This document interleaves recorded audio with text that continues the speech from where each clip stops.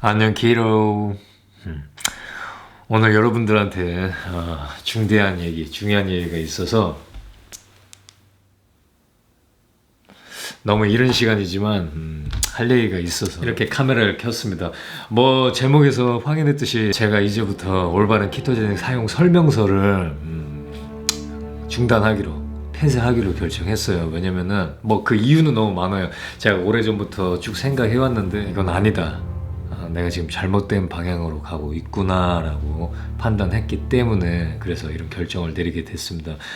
뿐만 아니라 제가 이런 폐쇄 결정을 내리기 위해서 그 배경이 있고 관련 인물이 있거든요. 그 인물에 대해서 그래서 여러분들께 잠깐 설명하고자 해요. 왜냐면 제가 그 인물에 대해서 여러분들한테 설명을 하게 되면 아마도 제가 지금 갖고 있는 생각이라든지 사상을 좀 더 여러분들께 제대로 전달할 수 있지 않을까, 그리고 조금이나마 저를 이해하지 않을까라고 생각하기 때문에 그래서 그 인물에 대해서 설명을 드리려고 합니다. 그 인물은 유대인이자 물리학자인 펠덴크라이스예요. 펠덴크라이스 요법의 창시자죠. 요가라든지 필라테스 하신 분들은 많이 들어보셨을 거예요. 근데 여러분들한테는 그렇게 친숙하지 않은 이름일 거라고 생각이 됩니다. 왜 원자력 있죠?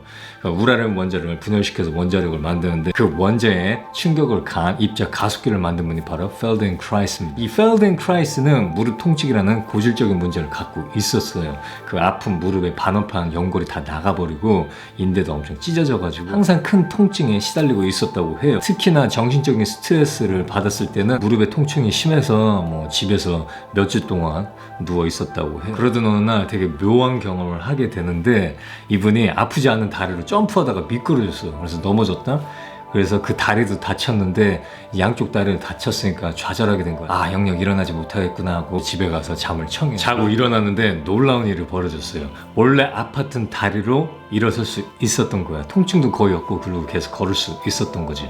이게 도대체 무슨 일인가 너무 궁금해서 신경과학책들을 이리저리 살펴본 거예요. 그래서 이런 기적적인 일의 원인이 뇌와 신경계라는 걸 알게 됩니다. 어떻게 해서 그 아픈 다리로 설 수 있고 통증도 없어졌을까? 왜냐면 성한 다리에 급성 외상이 일어나자 그 뇌가 조금이라도 움직이면 더 큰 부상이 있기 때문에 그걸 보호하고자 그 다리에 해당하는 뇌의 운동 피질 지도를 억제해버려서 그런 거예요.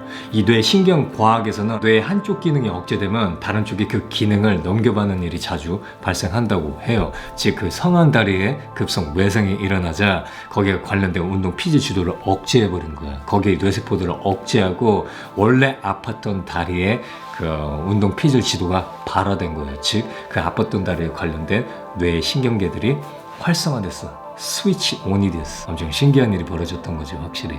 그래서 그는 이 경험을 토대로 신체 활동을 결정하는 것이 신체의 상태만이 아니라 뇌라는 것도 배우게 됩니다. 자신의 무릎 문제를 완전히 터득하고 자신의 이름을 따 펠덴크라이스 요법을 만들게 되는데 그 요법에는 기초가 되고 바탕이 되는 어떤 그 방식이 있어요. 그 방식이 바로 뭐냐?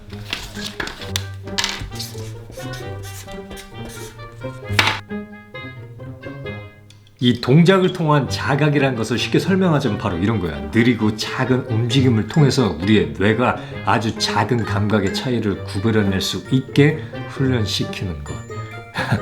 어렵죠. 이게 무슨 말이냐? 내가 클럽을 예를 들어서 설명을 해볼게요. 자, 우리가 클럽을 갔어. 클럽은 음악 소리가 엄청 크죠? 이미 음악 소리란 큰 감각이야. 거기서 상대방에게 내 목소리를 전하려면은 더 큰 목소리를 내야지. 그래야지 상대방이 내 목소리를 구별해낼 수 있잖아. 이렇게 큰 감각 속에서 더 큰 감각을 내야만 우리의 목소리를 구별할 수 있다는 거죠. 이와는 반대로 인적이 드문 어느 산속의 절이라고 한번 상상해 봅시다. 아주 고요하고 조용하잖아, 그지? 그러면 저기 멀리서부터 나뭇잎 소리, 바람 소리, 새 소리가 다 구별해낼 수 있다는 거지. 왜? 아주 작은 감각이기 때문에 그 감각 안에서도 더 작은 감각들을 구별해낼 수 있다는 거죠. 아무튼 이 펠덴크라이스는 펠덴크라이스 요법, 즉 동작을 통한 자각을 통해서 많은 뇌신경에 문제 있는 사람들을 도와주게 돼요. 예를 들면 뇌성마비라든지 뇌졸중, 이 두 질환은 근육 경직이라는 어떤 그런 증상들을 공유하게 돼요. 예를 들면 뇌성마비, 저도 뇌성마비를 제가 여의도에서 퍼스널 트레이닝을 할 때 뇌성마비가 있는 고등학생을 트레이닝을 시킨 적이 있는데 항상 근육이 경직되어 있어. 예를 들면 설 때 발 뒤꿈치가 바닥에 대지 못해요. 왜냐면 종아리에 근육이 수축되어서 발 뒤꿈치를 계속 끌어당기거든. 그래서 항상 아킬레스건이 긴장된 상태라는 거. 이 근육, 근골격계의 문제가 아니었던 거예요. 펠덴크라이스는 이것만이 아니라 여기에 관련된 뇌 신경들에 문제가 있다고 판단했다는 거지. 그래서 이 Feldenkrais는 어떻게 환자들에게 동작을 통한 자극을 통해서 치유하게 되냐면은 이런 거예요. 환자들에게 긴장이 풀린 상태에서 작은 자극을 주면 뇌에 들어오는 작은 감각의 차이를 구별하고 학습하는 것이 쉬워지게끔 만들어서 마비된 신체 부위의 운동 피질 지도를 발화하는 방법으로 근육 경직을 향상시켰다고 해요. 아무튼 그는 자신이 개발한 치유법의 기초가 되는 원칙들을 확립하게 되는데 그 중 하나는 이거예요. 실수는 꼭 필요하다. 동작에는 올바른 방법이란 없다. 더 나은 방법만 있을 뿐.